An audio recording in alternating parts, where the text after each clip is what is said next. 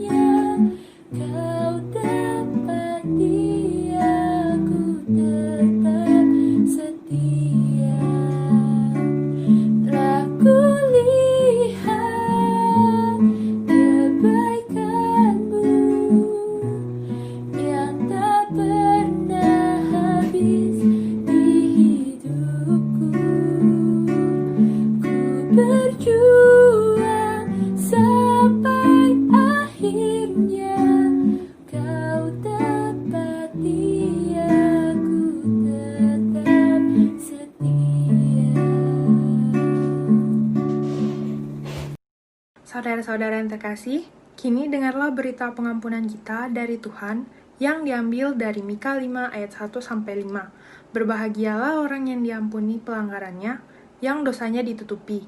Berbahagialah manusia yang kesalahannya tidak diperhitungkan Tuhan dan tidak berjiwa penipu.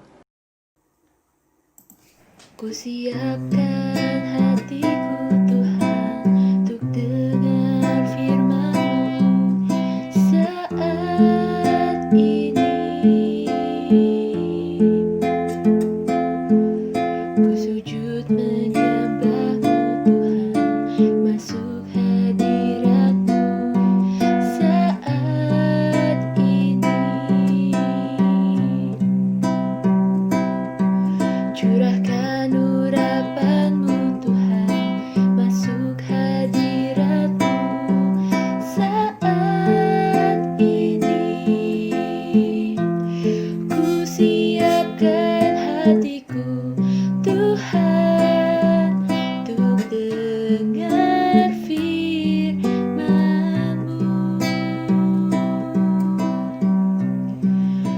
Firman-Mu Tuhan tiada berubah, dahulu, sekarang, selama-lamanya tiada berubah.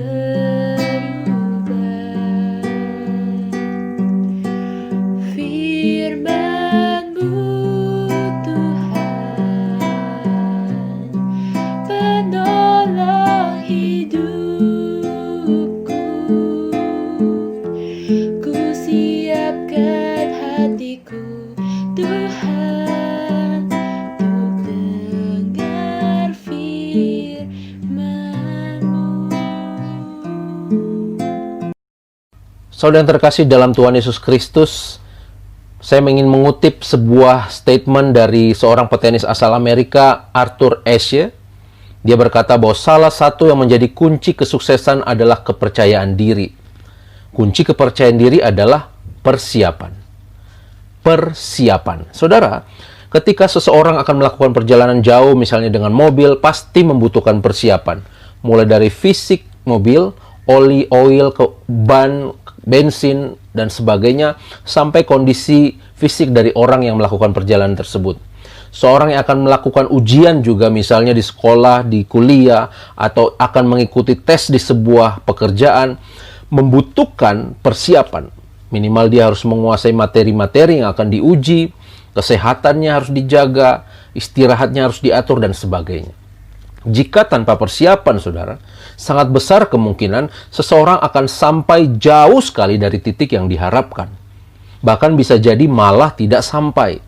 Pada kasus mobil yang berpergian misalnya, resiko ban pecah, mesin bisa panas, radiator bocor, bensin habis, mobil mogok, dan akhirnya tidak sampai, dan seterusnya.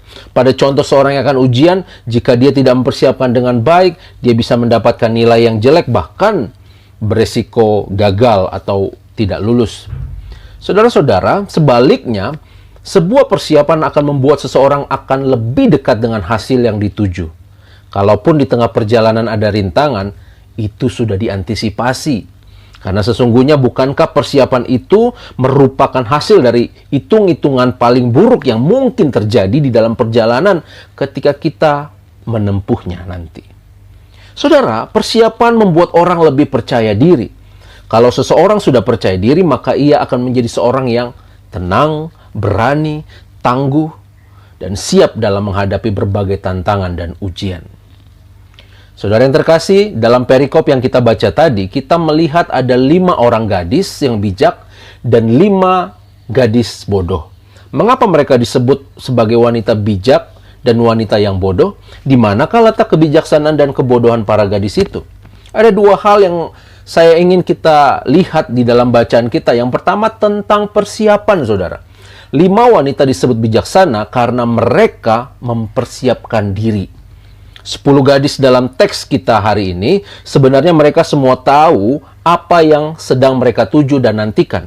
Mereka sedang menunggu kedatangan mempelai pria untuk nanti bersama-sama dengan mempelai pria itu mereka masuk bersama-sama dalam perjamuan kawin. Saudara, tradisi pernikahan di Timur Tengah kuno waktu itu, mempelai pria memang ini wajib sepertinya datang terlambat untuk menegaskan bahwa dia tidak terlalu tergila-gila terhadap mempelai perempuannya. Jadi agak sok jual mahal gitulah kira-kira. Memang agak lucu dan tidak lazim tradisi ini. Tetapi budaya ini sebenarnya sudah menjadi kebiasaan atau rahasia umum yang berlaku pada saat itu. Terlambatnya berapa lama, tidak ada yang tahu pasti. Itu sebabnya harus berjaga-jaga. Nah, dari sinilah kemudian ketahuan mana gadis bijaksana dan mana gadis yang bodoh. Dari cara mereka mengantisipasi kemungkinan apa yang akan terjadi.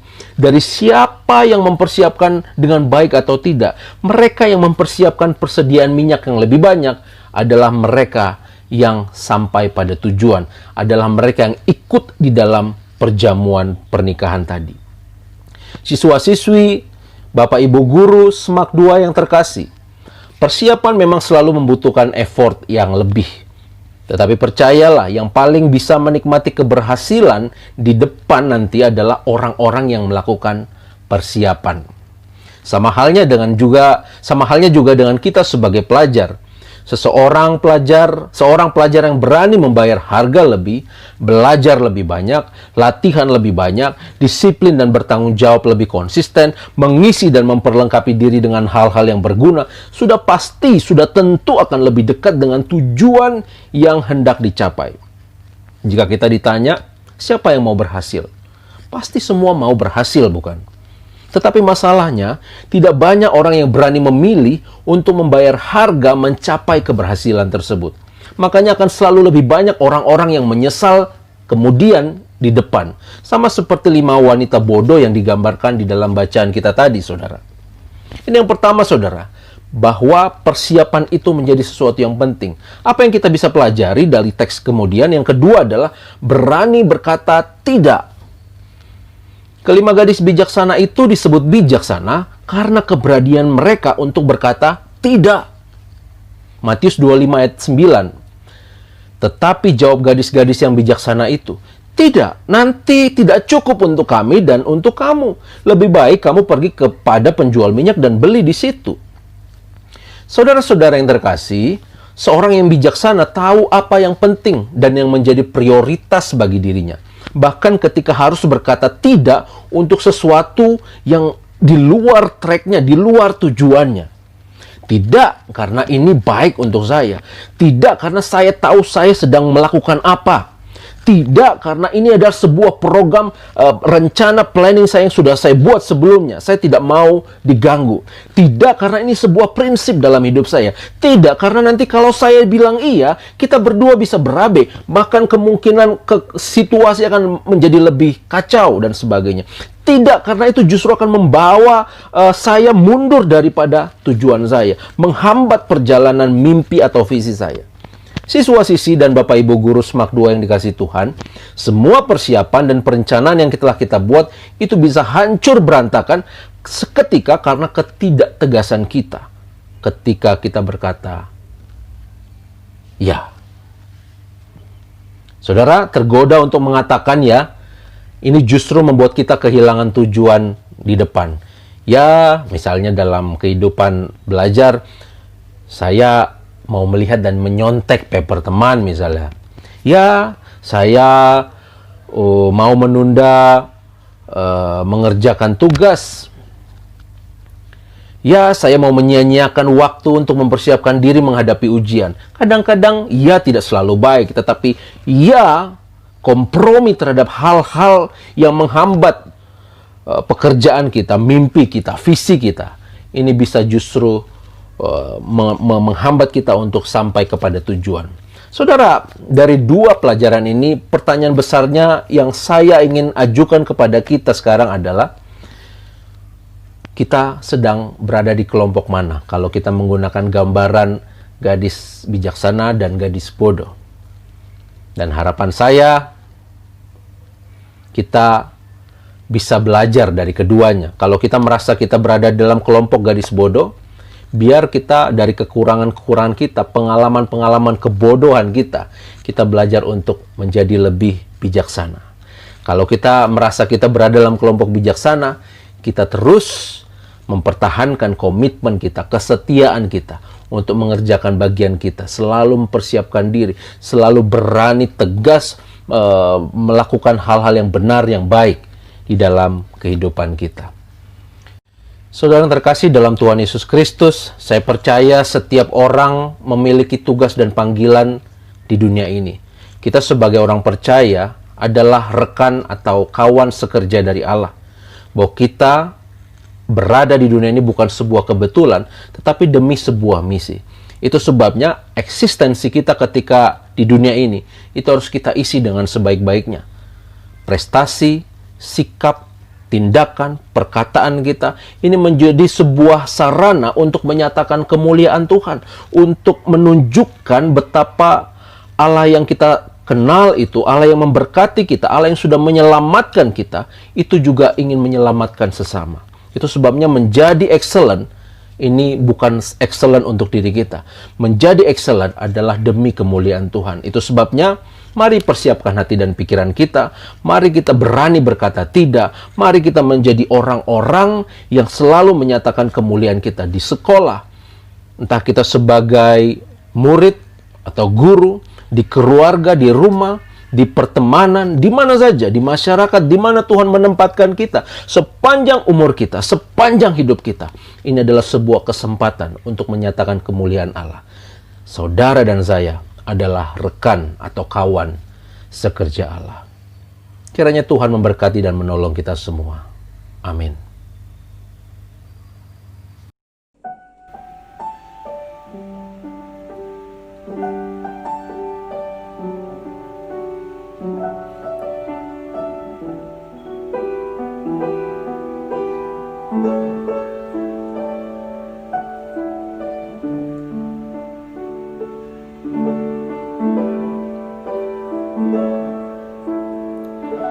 Bapakku datang menyembahmu di sini. Ku percaya kau ada bagiku. Tak usah ku takut, sebab kau sertaku. Tak usah ku bimbang, kau di dalamku. Tak usah ku cemas, kau penghiburku. Saat ku lemah, kau kuatku. Ku nyanyi haleluya, ku nyanyi haleluya.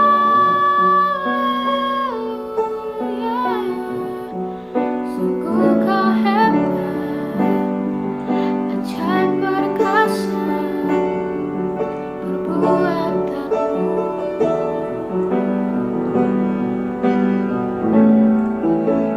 Ku nyanyi haleluya, ku nyanyi haleluya. Sungguh kau hebat, ajaib perkasa perbuatanmu.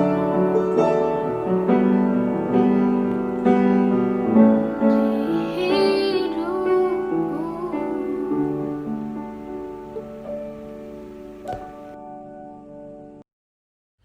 Saudara, mari kita menaikkan doa syafaat kita. Kita berdoa. Ya Allah, kami bersyukur untuk firman Tuhan yang kami dengar.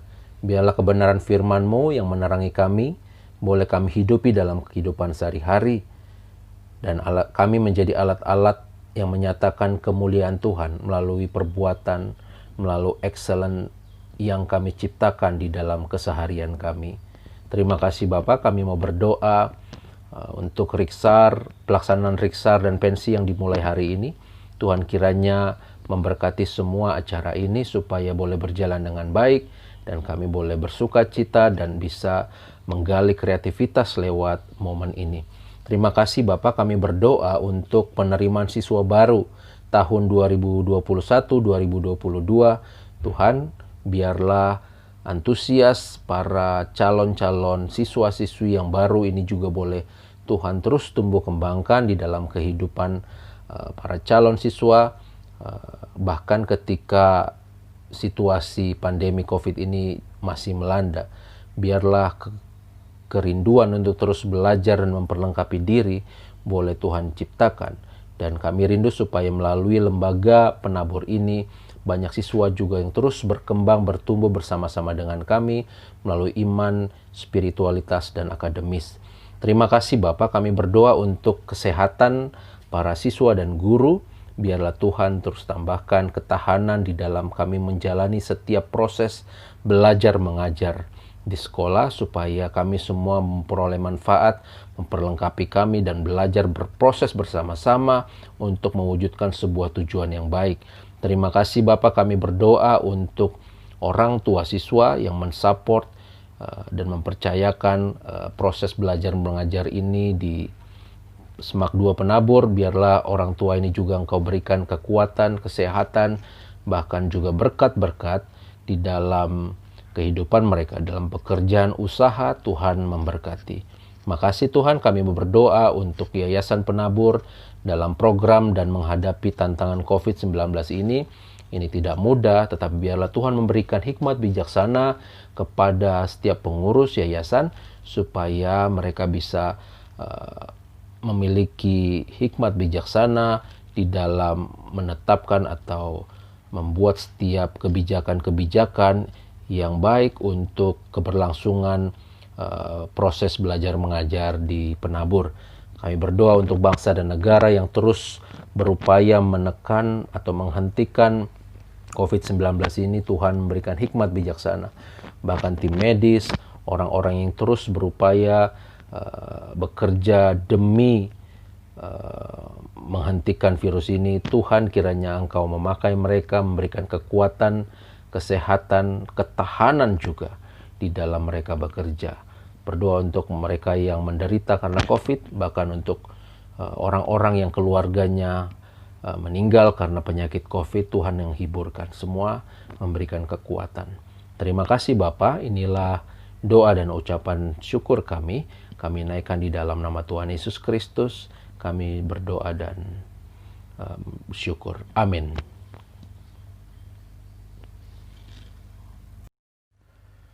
Teman-teman dan Bapak Ibu guru semua, menyambut janji Allah di tengah himpitan dan kondisi krisis bukanlah hal yang mudah. Ada harapan yang harus selalu dipegang agar kita bertahan. Ada keyakinan yang harus diteguhkan agar kita selamat. Ada penantian yang harus dijalani agar kelak janji Allah sebagai tempat pernaungan yang sejati dapat kita terima dan hidupi.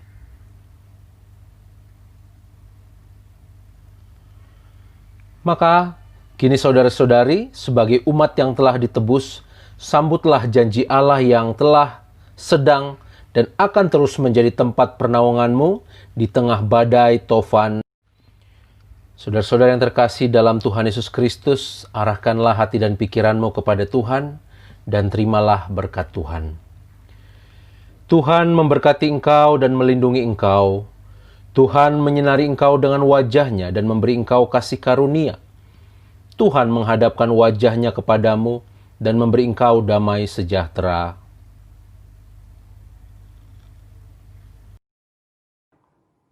Di badai topan dunia, Tuhanlah perlindunganku. Kendati goncang semesta, Tuhanlah perlindunganku.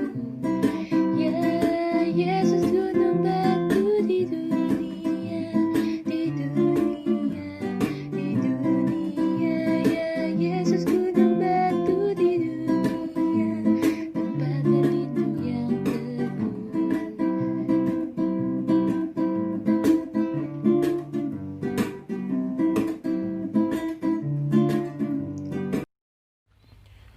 Saudara-saudara yang terkasih dalam Tuhan Yesus Kristus, arahkanlah hati dan pikiranmu kepada Tuhan, dan terimalah berkat Tuhan. Tuhan memberkati engkau dan melindungi engkau. Tuhan menyinari engkau dengan wajah-Nya dan memberi engkau kasih karunia. Tuhan menghadapkan wajah-Nya kepadamu dan memberi engkau damai sejahtera.